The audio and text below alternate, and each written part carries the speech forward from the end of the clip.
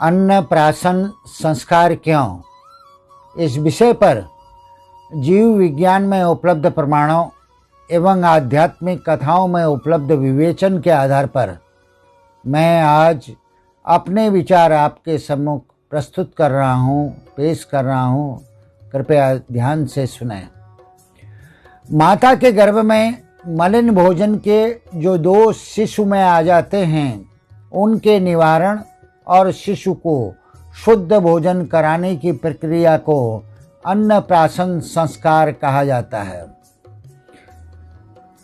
अन्नाशन्नान् मात्र गर्भे मलासाद यपि शुध्यति। शिशु को जब 6-7 माह की अवस्था में पेय पदार्थ दूध आदि के अतिरिक्त प्रथम बार यज्ञ आदि करके अन्न खिलाना प्रारंभ किया जाता है, तो यह कार्य अन्नप्राशन संस्कार के नाम से जाना जाता है। इस संस्कार का उद्देश्य यह होता है कि शिशु सुसंस्कारी अन्न ग्रहण करे। आहार शुद्धो सत्व शुद्धि छांदोग्य उपनिषद 7/26/2। अर्थात शुद्ध आहार से शरीर में सत्व गुण की वृद्धि होती है। 6-7 माह के शिशु के दांत निकलने लगते हैं और पाचन क्रिया प्रबल होने लगती है। ऐसे में जैसा अन्न खाना वह प्रारंभ करता है, उसी के अनुरूप उसका तन-मन बनता है।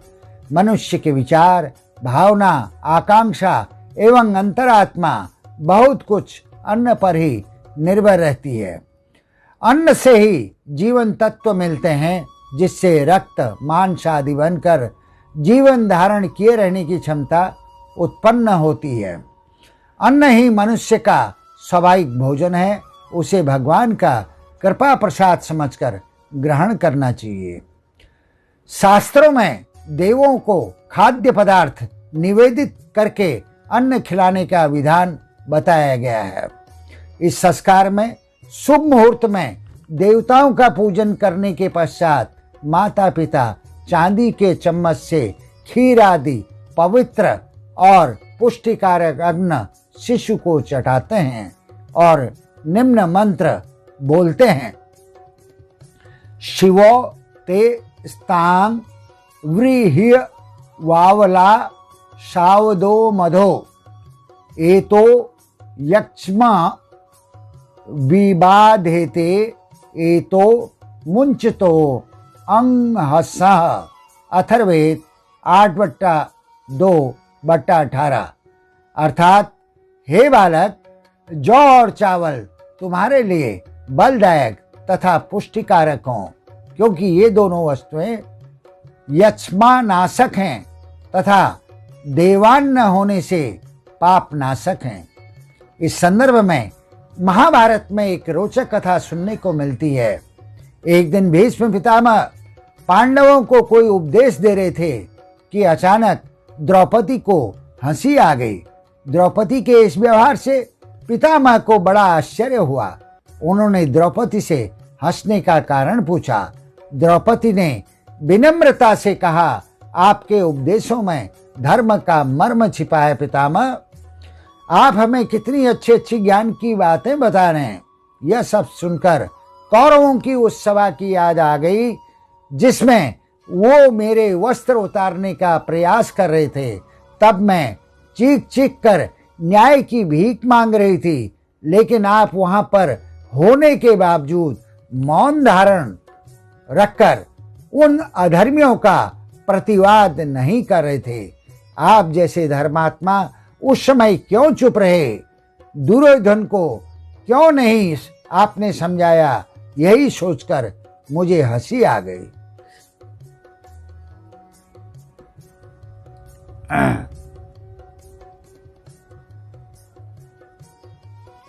इस पर भीष्म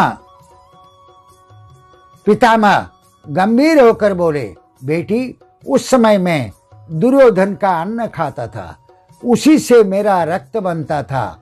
जैसा कुत्सित स्वभाव दुर्योधन का है, उस वही असर उसका दिया अन्न खाने से मेरे मन और बुद्धि पर पड़ा, किंतु अब अर्जुन के बाणों ने पाप के अन्न से बने रक्त को मेरे तन से बाहर निकाल दिया है और मेरी भावनाएं शुद्ध हो गई हैं। इसी के लिए अब मैं वही कह रहा हूं जो धर्म के अनुकूल है। इस वाक्य को सुनने से मालूम पड़ता है कि मनुष्य के मन व मस्तिष्क पर स्वच्छ अथवा दूषित भोजन का कितना असर पड़ता है। इसीलिए स्वस्थ तन और मन के लिए शिशु को सात्विक भोजन ही कराया जाना चाहिए। मित्रों, इसी के साथ अन्नप्राशन संस्कार क्यों विषय पर प्रस्तुत मेरी पटकथा यहीं समाप्त भी होती है। मित्रों, अन्नप्राशन संस्कार क्यों विषय पर मैंने अपने विचार आपके साथ साझा किए। मुझे विश्वास है कि आपको ये विचार रोचक, ज्ञानवर्धक एवं उपयोगी लगे होंगे। आपसे अतएव मेरा अनुरोध है कि आप मेरे YouTube चैनल को लाइक, सब्सक्राइब और शेयर जरूर करें। आपका बहुत बहुत धन्यवाद।